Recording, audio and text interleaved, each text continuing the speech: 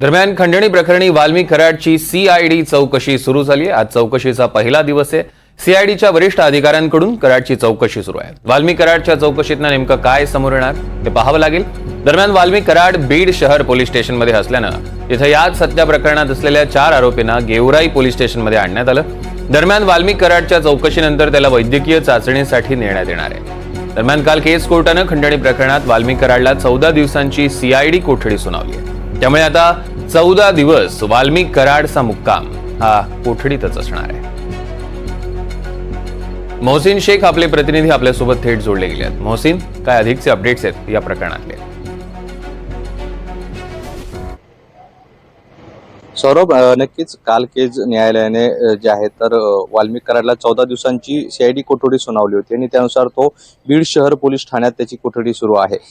सकाळपासून सीआयडीच्या काही कर्मचाऱ्यांकडून जे आहे तर त्याची चौकशी सुरू होती। मात्र काही वेळापूर्वी म्हणजे 10 ते 15 मिनिटापूर्वी या ठिकाणी सीआयडीचे पोलीस अधीक्षक वरिष्ठ पोलीस अधीक्षक अधिकारी जे आहेत तर ते या ठिकाणी दाखल झाल्याचं आपल्याला पाहायला मिळतात आणि वरिष्ठ पोलीस अधिकाऱ्यांकडून आता सचिन पाटीलची जी आहे तर ती चौकशी केली जात आहे। तब्बल 15 ते 20 मिनिटं झालेली आहे। हे अधिकारी फेस टू फेस या वाल्मिक कराडची जी आहे तर चौकशी करतात।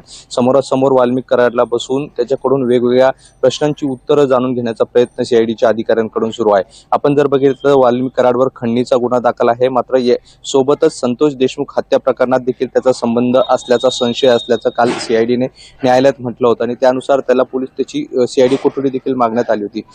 14 दिवसाची न्यायालयाने त्याला सीआयडी कोठडी सुनावली आहे आणि तो सध्या बीडच्या शहर पोलीस ठाण्यात आहे आणि त्याची चौकशी केली जाते। आता सहसा वरिष्ठ अधिकारी त्याची चौकशी करतात, त्यामुळे या चौकशीतून नेमकं काय काय समोर येतं हे पाहणं महत्त्वाचं असणार आहे।